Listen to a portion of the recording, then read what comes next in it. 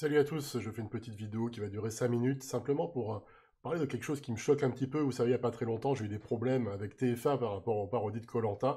Je vois que ça continue un petit peu, et alors pas par rapport à moi, par rapport à des aventuriers qui ont des problèmes avec la production. Donc en l'occurrence c'est Nessim, mais il y en a d'autres aussi qui ont des problèmes, qui ont reçu des lettres recommandées. Ça fait pas plaisir, même si c'est par voie électronique, malgré tout, recevoir un message d'un avocat, c'est jamais très sympa. Surtout quand on est un aventurier comme ça qui a été marquant. Moi j'aime beaucoup Nessim, donc c'est pour ça que je réagis, mais je sais que d'autres aventuriers ont été contactés et qu'il y a même un profil sur Twitter qui a été supprimé a priori.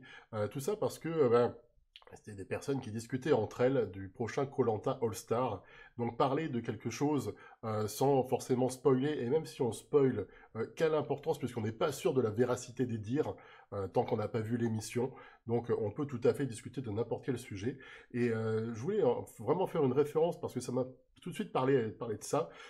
Quand il y a le premier Star Wars qui est sorti, le premier de la nouvelle trilogie, hein, donc avec Kylo Ren en l'occurrence, il y avait eu plein de scénarios fous, d'hypothèses, de gens qui ont discuté. Il y a eu des blogs évidemment, il y a eu des grosses discussions sur les réseaux sociaux, et tout le monde se disait mais qui est ce fameux Kylo Ren?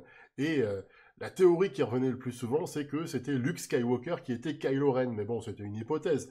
Et cette hypothèse a été tout de suite arrêtée par Mark Hamill lui-même, qui a posté une photo sur les réseaux sociaux où il tenait une affiche et marqué Luke Skywalker n'est pas Kylo Ren.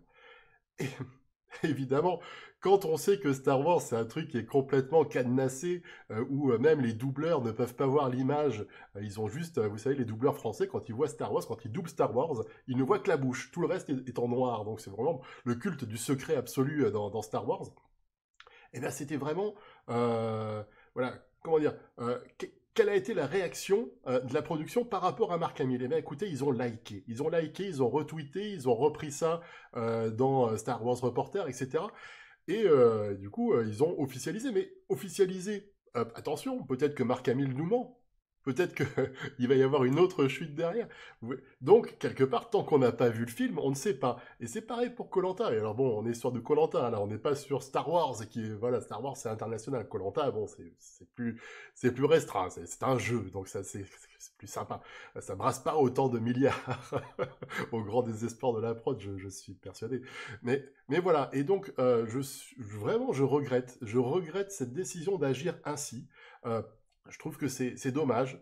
On devrait laisser pouvoir parler les gens, voilà. euh, Parce que même si on donne une vraie info, tant qu'on n'a pas vraiment l'image, alors on n'est pas certain du truc. On peut tout à fait dire comme ça, bon bah voilà, machin, il va certainement y aller, ou un tel, il va forcément y aller. J'ai entendu dire que, voilà, ça va y aller. C'est ça le réseau social, c'est ça Internet, et ça on peut pas le faire taire, c'est pas possible. Donc voilà, c'était un petit coup de gueule de ma part, parce que il y en a un peu marre, quoi. L'ORTF c'est terminé, maintenant voilà, on peut discuter des chaînes, on peut faire des pronostics, voilà, et si on tape juste, ben tant mieux, et puis voilà, mais bon, c'est pas pour autant qu'il faut recevoir comme ça des lettres recommandées. Je trouve ça euh, très très décevant, et une façon de penser vraiment très très ancestrale. Voilà, mon soutien également par rapport à tout ça, parce que je n'aime pas ça, tout simplement.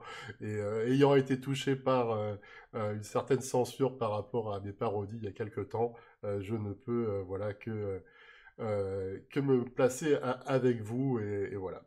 Après, koh, ça reste une bonne émission, toujours aussi sympa. Le concept que j'aime bien, hein, un monsieur tout le monde qui se retrouve largué sur une île, et puis démerde-toi dans le sable et trouve ce que tu as à trouver. Après, voilà, on peut dire ce qu'on veut, on peut broder, on peut dire c'était mieux avant, c'est moins bien maintenant. C'est une émission qui est en perpétuelle évolution. Donc voilà, s'il y a des gens qui apportent de bonnes contributions, par exemple le père Fouras qui est là depuis le départ dans koh, puisque c'est lui qui invente les épreuves du jeu.